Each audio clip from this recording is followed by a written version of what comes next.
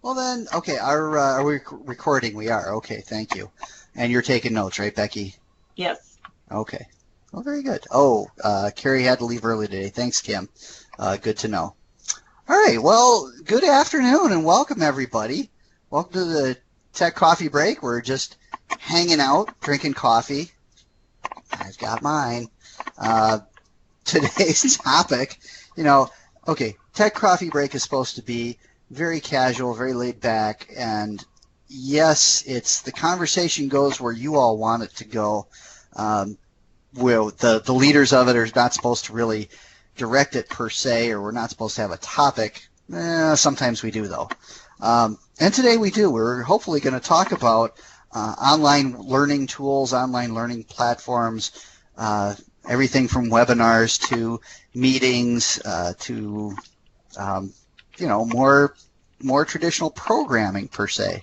So I'm not really even sure where to start. I was talking to Becky beforehand, and it seems to me there's several ways we could go with this. We could talk about the online learning platforms, the programs, what's the software that people are using, and the strengths of that software, the weaknesses, what it's good for, what's not so good for. But I was also thinking about the different ways we exchange information. To me, a webinar is one-way information. It's going from the presenter out.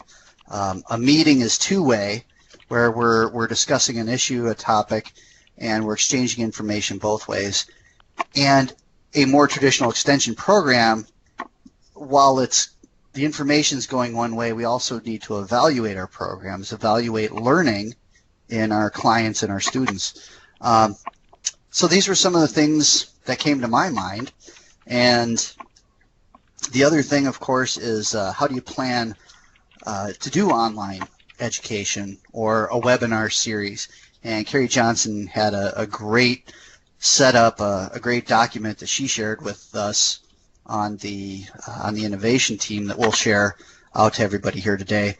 But with that, well, I'm going to open it up. I'm just going to kind of start it here and say my experience, what I've been using mostly is Blackboard Collaborate, and hopefully this will kickstart everybody else. I've been using Blackboard Collaborate. It's worked pretty well.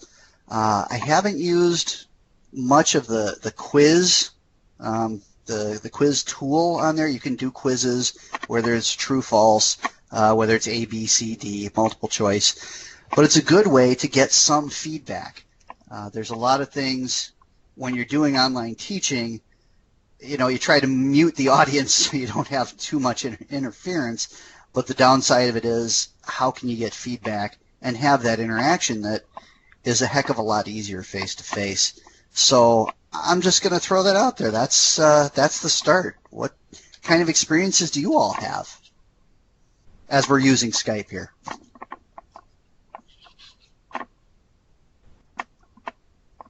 I see all these muted people. I'm wondering, can I unmute people? Ha ha ha ha.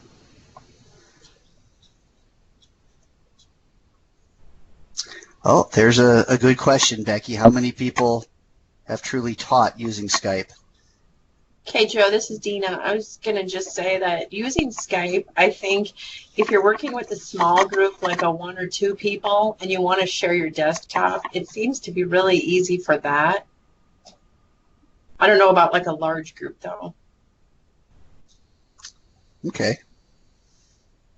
I know for myself, when we used Blackboard Collaborate with a larger group, and I say larger being about 8 or 10 people, or 8 or 10 computers, there was a little bit of an issue at one site, but I think that was mostly their connection.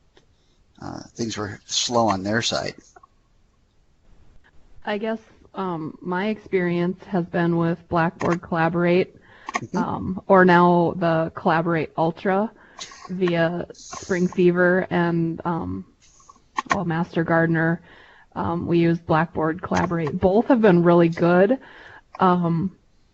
I suppose with the Blackboard Collaborate, we did have some audio and video issues, but I think that's just because of the vast numbers of people that we had connected, and then the differences in maybe internet or Wi-Fi speed. at the different locations.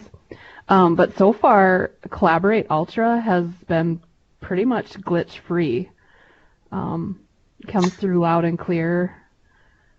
Very easy to use. There's still some features that I haven't quite run into, but.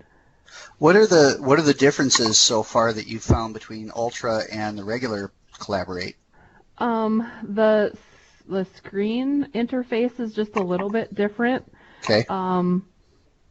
The one thing that I'm noticing, and I maybe need to ask to see if there's a way to make the presentation screen a little bit bigger. With Collaborate or Blackboard, we were able to do that. With Collaborate, it seems like it's just one size. We still have the chat box and all of those things, but it seems to be very easy to share screens and those kinds of things, and then you use a link to log in, just like with Blackboard. It just seems like it's less glitchy. Okay. Well, fair enough. Like the audio is crisper. You can kind of minimize more whoever the speaker is, so they'll be just in a little, kind of bubble down in the bottom, and the presentation is larger, takes up more of the screen, and it just seems crisper, I guess, is my 2 cents. Okay. Good comments in the chat box. Are you picking those up, Becky? Okay, thanks. Yeah, TJ, GoToWebinar, my wife's office uses that. They've used that. Or GoToMeeting, actually, is what they've used over the years. The one thing, you've used that with the Entomological Society. A lot of the folks I work with around the country, they seem to use Adobe Connect quite a bit.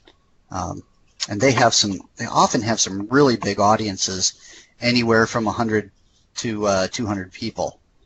And I personally haven't had any issues with that, so that seems to be working pretty good. Is Adobe Connect free? I don't know. Okay, Becky, big shake of the head. No, I can read that one.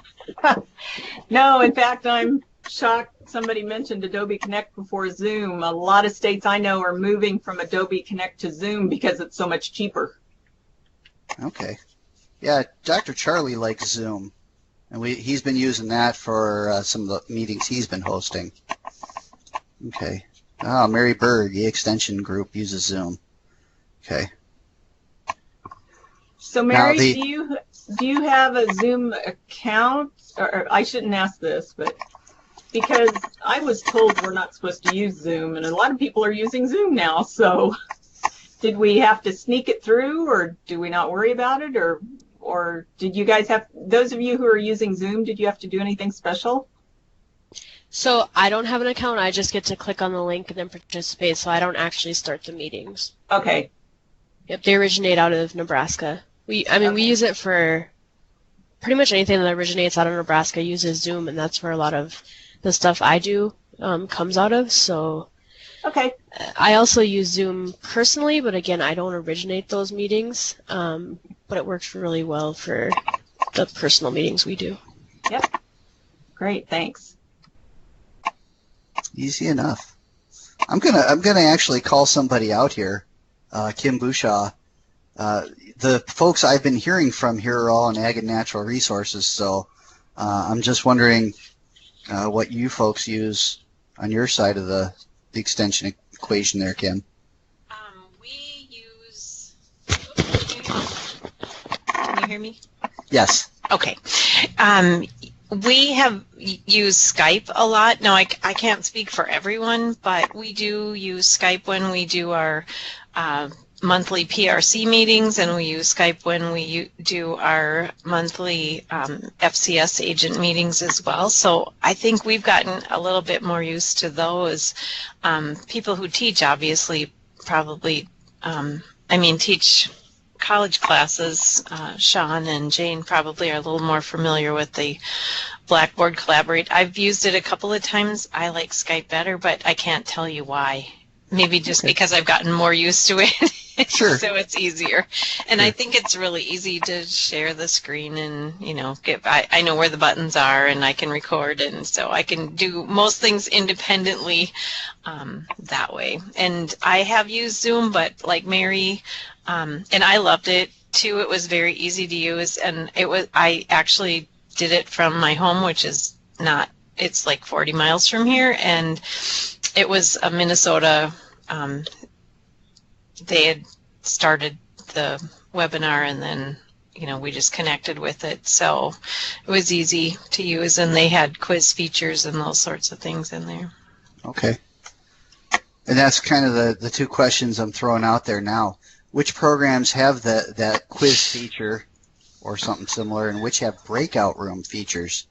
I remember there was a NELD program that we were on a couple months ago, had a breakout room feature, and I don't know that Collaborate does. Yeah, it is a neat concept, Mary. It's great.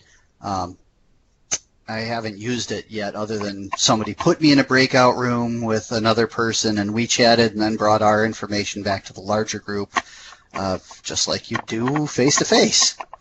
So that was a pretty handy feature. So, okay, looking forward to what people have to say about that. Silence. Nice. Okay. Collaborate does have breakout rooms. Okay. Boy, I gotta figure out how to use that. Has anybody ever utilized a breakout room? Been the leader? Yeah. So someone else pairs or groups people. Yes. Yeah. With this one program I was on, me and somebody was an interviewer and someone was an interviewee. And I was the interviewee, and the other person interviewed me for about 5 minutes, and then we all got back together again as a whole group.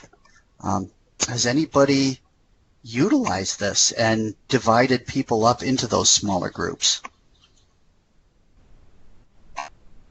And if nobody answers, I'll take that as a no. Yeah, Becky's shaking her head. And I've been on the receiving end of it. Sure. I haven't actually done it myself, though. But okay. Really neat concept. I had no clue it was even possible, and we did it in one of our grant groups I'm working with in Zoom. And we just split each other out into the 3 subgroups that we're working on, gave each other like 10 minutes, and all came back together and got to share everything. And like you said, it was almost like being face-to-face. Mm-hmm. Really productive. Yeah, yeah. Now, that being said, I've never actually split people into a breakout room, even in a face-to-face meeting, so I don't know that I would I ever had an opportunity to really use it. In a classroom, I have put students in small groups, get together with those 2 or 3 people around you to discuss this issue for a minute or so, and then we'll all talk about it. And, it works well face-to-face, but I've never gone through it technically. Okay. That was Mary, right? Wasn't that you, Mary? I think it was. Yeah. So let me take it a step further. What makes the discussion very productive? You said it was almost like being face-to-face. It's more than the technology. What can we as facilitators do to make meetings that are at a distance productive and almost like being there in person?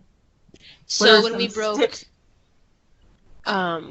off into the smaller groups, it was smaller, so it's more intimate, and so and then with Zoom, and I'm with Skype too, we could all have our pictures up here right now, but with Zoom, I don't know, it just shows up different and easier or something. Anyways, so you all have your faces up there, and so you can see who's participating and who's actually looking at their other computer screen, dawdling around. And it's smaller groups, and so you almost have to talk. And so the facilitator would be like, okay, here's what we're going to talk about. Here's what we have to go through. Mary, what are your thoughts on this? But before they did that, they also sent it out in an email, a day or so before. So I knew exactly what I was going to be asked and what I was going to be talking about.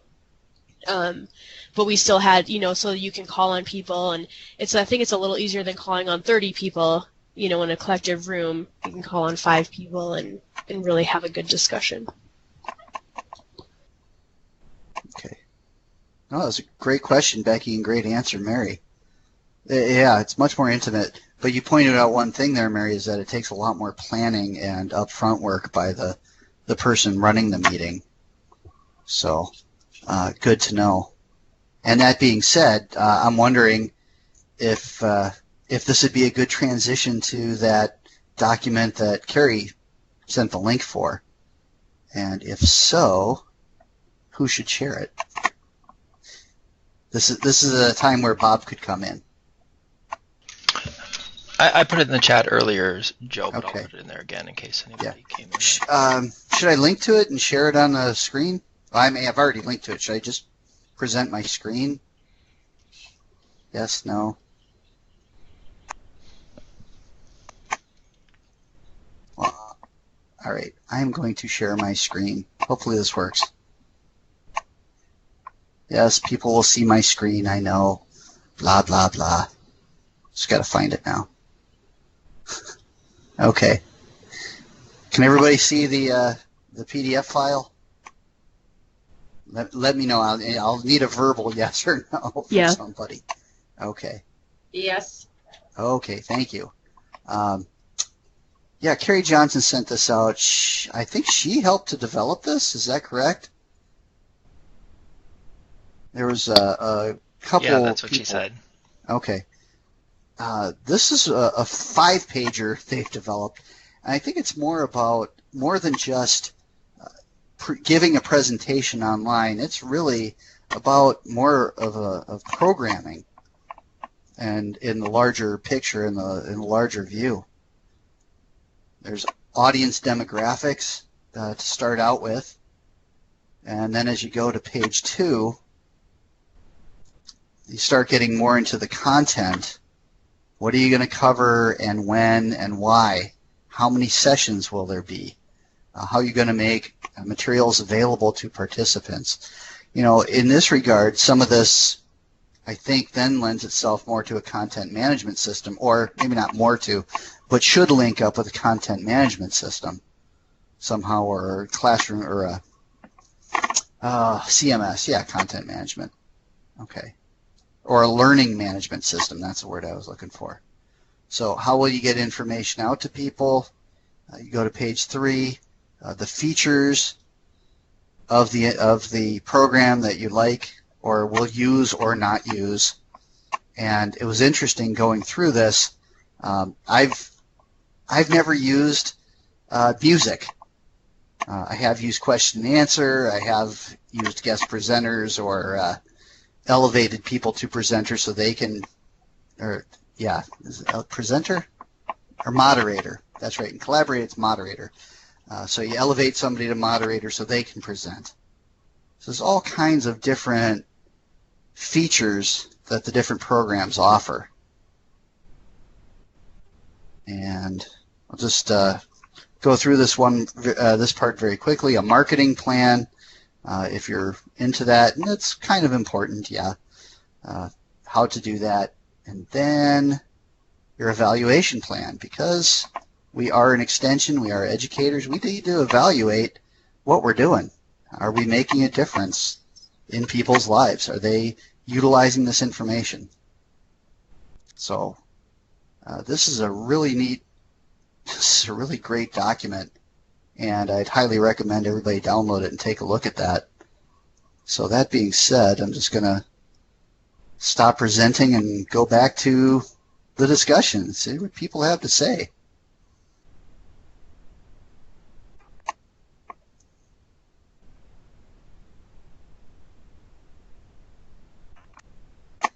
And they say nothing. Uh-oh, did I lose people? Engaging, Kim, maybe, okay. Engaging people is the key to learning face-to-face or distance. Yes, it is. So how do you engage people? How do you engage them face-to-face?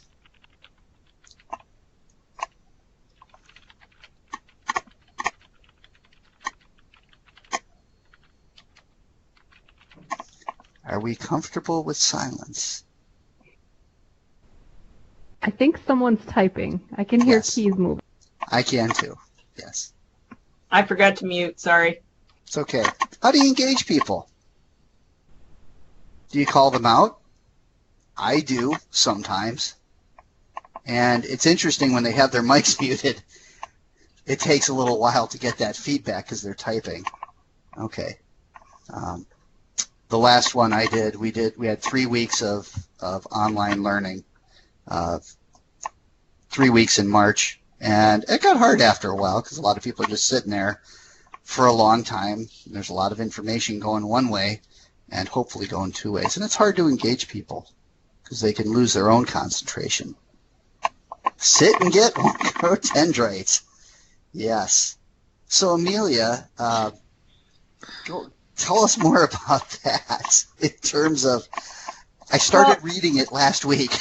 So. Really? It's actually a book that I'm using for for my class I'm taking this semester. Mm-hmm. And it just has a lot of quick, like the chapters are maybe 3-4 pages long about different ways to engage learners beyond the sit and get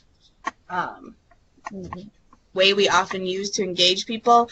So some of them work for things that we do in extension, and some of them are a little harder to integrate, but a lot of them you can think about how to do it at a distance learning as well, and it's just some good stuff to incorporate into what we're already teaching.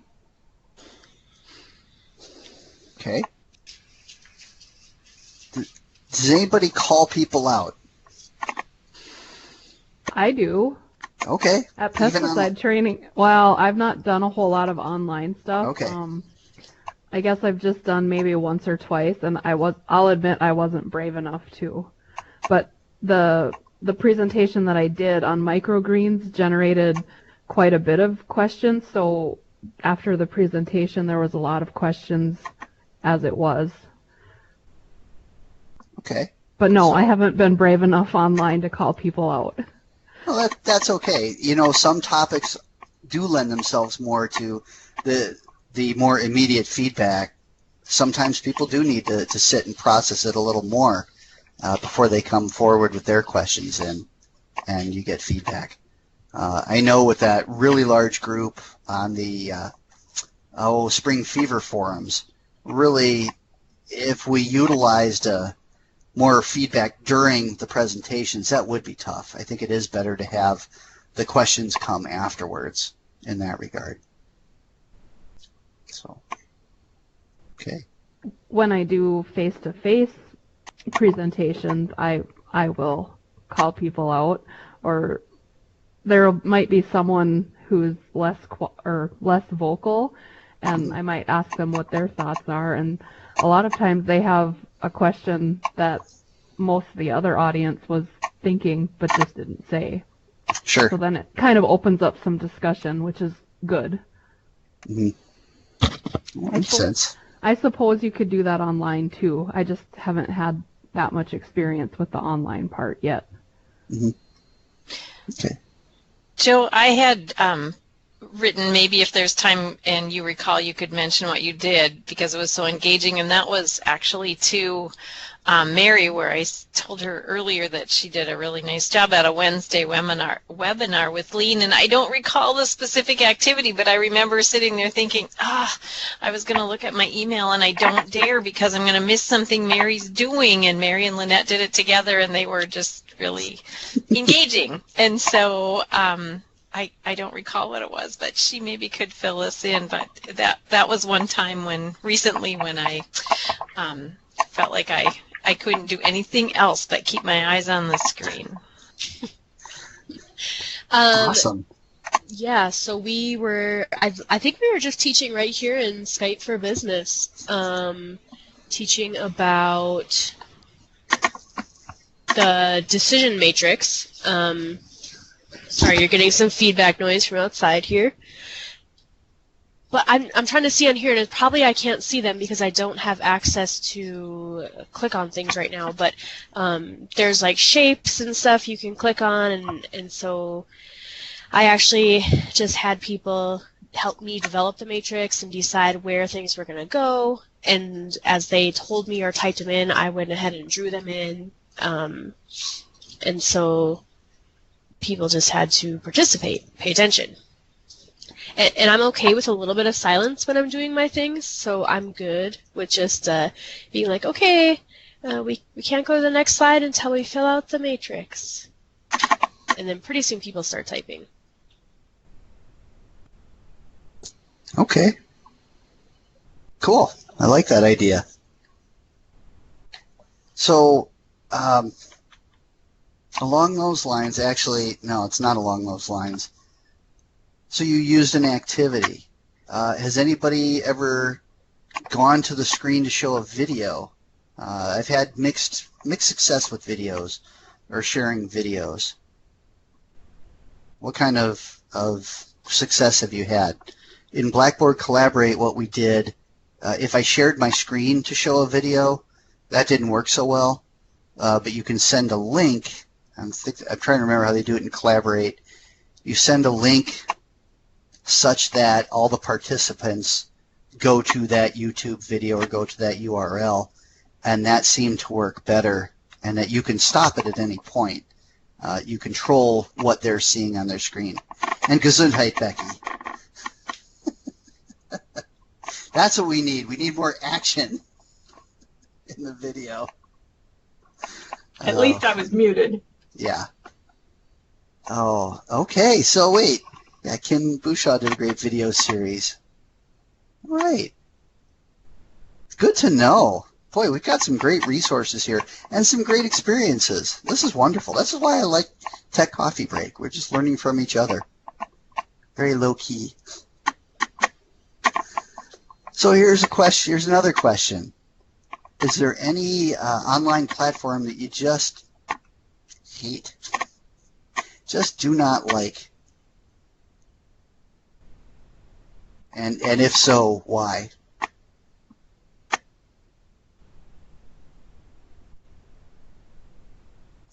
Oh, good. Amelia's typing. This would be good. Okay. No, Skype is not a bad answer, Amelia, but I will ask you, how come? Why? Why do you not like it so much? Yeah, Becky, they have become a lot more similar over the years. Sorry, Amelia, can you clarify that a little more with people never being on it? I just mean, like, we always get told, use Skype to communicate, and then nobody's ever signed into Skype, or they're never answer on Skype.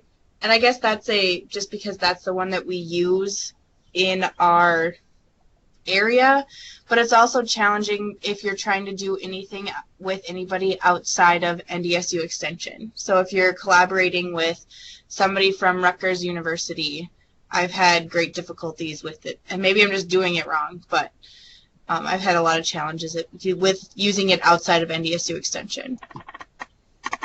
Okay.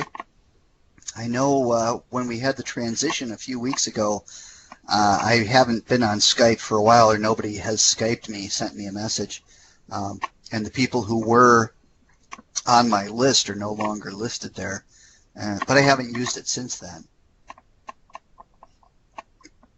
So again, I'll be curious. So Amelia, when you say people aren't on it, they don't have their Skype for Business open during the day, so you can instant message message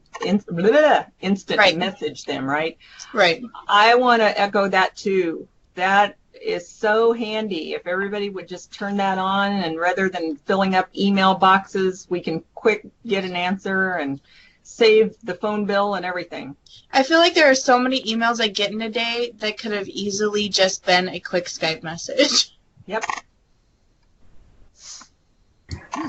I will also agree though with what Amelia said about using Skype with trying to collaborate with people outside of NDSU, because we have this challenge with the 4-H ambassadors. We're trying to find out a good platform for them to have meetings, and since they're students, they don't have the business, and some of them aren't NDSU students. And then trying to use what's the Apple webinar type, or face-to-face? FaceTime. FaceTime, thank you, Amelia. Or some of those things where Apples and Androids don't communicate with each other, and so just trying to have a good way that they can have meetings that feels like you're doing face-to-face meetings.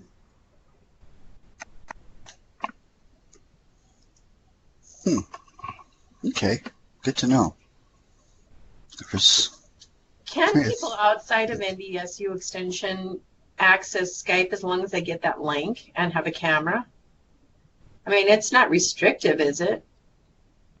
If the link is provided, I'm looking to Becky because I'm thinking I can't see Scott or Bob's face. So technically, no. As long as they have the link, it should work. But I have heard of people saying, you know, they didn't download the app or whatever. So I have heard of problems. But technically, yes, you can invite people. The person I probably instant message more than anybody is at the University of New Hampshire. So even if, yeah, I agree with you, Amelia. Technically, I did clarify that. But the IM, once you get somebody into your contacts, that's even fantastic.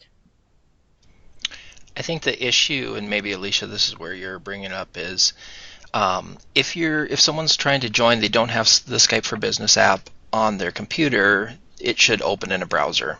Again, technically, you know, depends on the browser and those kinds of things. But if someone's trying to open from their phone and they don't have the Skype for Business app or a Microsoft account, then I'm going to guess that's a no-go. Having not tested it, I don't want to make that like absolute, but I'm pretty sure it's not going to work on a phone's browser. So if you don't have a Microsoft account and you want to connect by phone, then you're sort of SOL. Does the Link app still work when we're using Skype for Business? Does the Link app on our phones still work?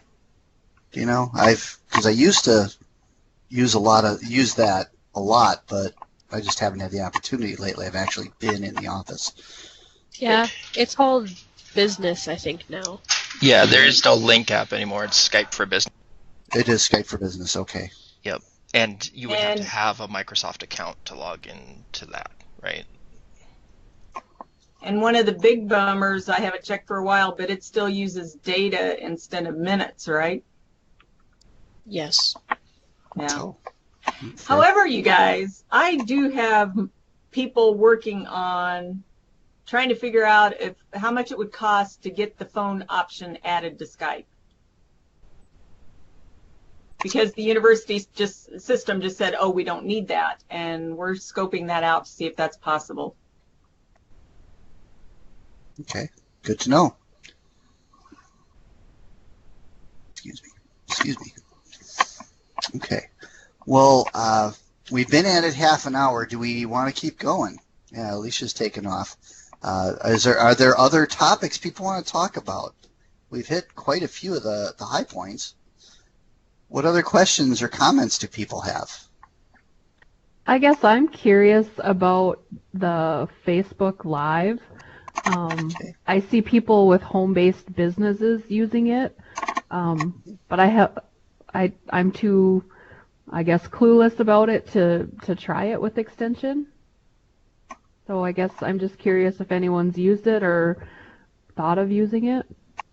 Well, that I think we need to defer to Bob, and I don't know if Kelly's on, because I think they've used it within extension. I know they've used it. Kelly was on, but I don't. Yeah, I don't see her anymore. I don't see her anymore. Yeah, we've used it on the NDSU Extension Service Facebook page, and it's pretty easy and straightforward. The things that we've adapted to over time are just like figuring out front-facing camera versus rear-facing camera. Most people, like, if you're doing it like on your own with your phone or your device, you're using the front-facing camera, which is great. It's fine, except that it flips the image. So I think one of the first people who did a Facebook Live in NDSU Extension was Ashley in Golden Valley County, and she held up a poster to the camera, like here's our next event, and all the text was flipped because the image is flipped on your front-facing camera. So we had to figure that out, and then we also had to figure out some audio issues. We started using the rear-facing camera for that reason, but on most devices, your camera's in the rear, your better camera's in the rear, but your microphone is in the front of the device. So then you can't hear people very well.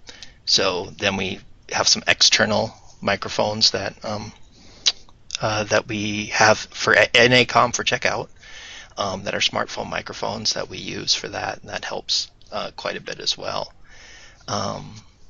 So I don't know what other specific, if you have more specific questions, Yolanda, but I think Ashley used it for like a, an update, like you would for a weekly column or a newsletter article or something, just like here's what's going on in extension. And I think we could use it like that, and it would be very similar to how people are using it, like you said, at home-based businesses, which is where I got exposed to Facebook Live, watching my wife buy hundreds of dollars in clothing. Okay. And so when it says live, it's actually live. You don't get to do like a second take if you bumble, right? That's the beauty of being live. Right. It is absolutely live. You're streaming live, and people, the flip side of that is then people can interact with you in a live way. So as they're making comments on the video, you see those comments and can react to them live. So it becomes a two-way conversation. Okay, so definitely rehearse a little bit in front of the mirror before doing that. Yeah, Maybe? I don't think that would probably do us all good. In all situations. It is viewable, right? I mean, you can view it. People can see it on Facebook much after the live time, but they can't interact. Right. Once you're done live streaming, you can publish it. It'll save, and you can publish that to your page so people can view it later. Can you pre-record and then post that, or not? What's the word you just used, Bob? Publish? Publish. Well, then you're really just doing a video, right? So it'd be no different than doing a video on your phone and then uploading it to Facebook. Sure. Okay. Okay. Great question, Yolanda. I've never used it. I don't think I might have been part of one of your one of the Facebook Live events once. I think I was. It's been a while. Okay, hey, TJ, what are you planning to use it for? I mean, obviously insects, but what specifically? Do you have any specific topics in mind, or dates in mind, programs? Well, I don't really have any specific dates or topics, but my plan or goal is as issues begin to emerge out in the field, just to go out to that site, kind of show them some of the symptoms, and just give them a little bit of basic information of what we can do to control it, or who we could contact to get more information on an arising issue as it arises.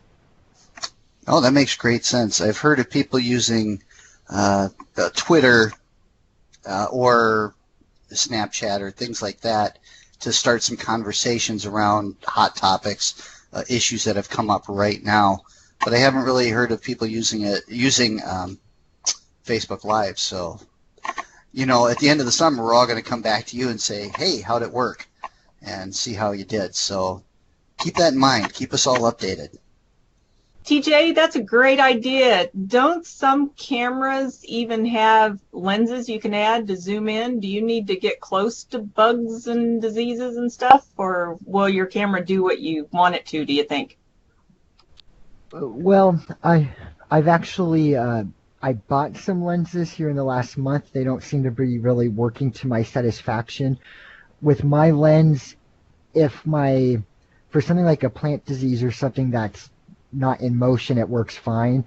Or if I can get the insect to stay relatively still, it doesn't have to be perfect, it seems to come in okay. But if it's a quick mover, it's a little bit blurry and it's not really easy to focus in on. I'm still looking at a few other camera lenses. The ones I've bought so far just really haven't had the luck I was hoping for. Okay, good to know. Good question, Becky. Cool. I just have to say, Bob, you are funny.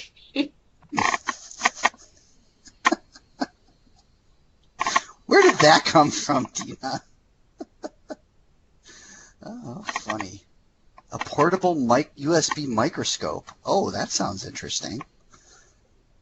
Huh. We'll have to give it a shot. Think AgCom could invest in that, Sonia? Or Becky?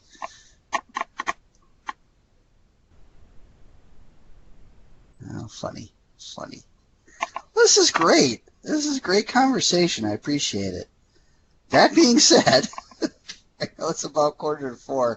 I know I have to. I don't have to go, but what would you all think One last question. Does anybody have a topic for an in-depth training they would like on anything for the AgCom webinar? Like Joe said, these are very casual and chatting, but if there's a more in-depth topic you would like to see AgCom provide more as a training, we have talked about Facebook Live, but we may have just covered it all, to be honest. So if you have any ideas of something you want more in-depth training on, please let me know. Say, Becky, along those lines, what about just what does AgCom have available for checkout? And go through the inventory. Go through the closet there across from from her desk. I was going to say Linda's desk, but it's not. Elizabeth's desk. That's a good idea, especially since our student worker just went through it all. There you go. Super. Thank you. Yes. Yeah. You could demo stuff. It'd be great. Instead of just showing, you could demo that USB microscope that Sonia's going to pick up. As I try to set you up. Anything else? Anything else anybody wants to talk about? And if not, I'll just say, hey, thanks everybody for coming today. This is a lot of fun. I always learn a lot, and I hope you did too. And enjoy your coffee break. Enjoy the rest of your afternoon. Thanks.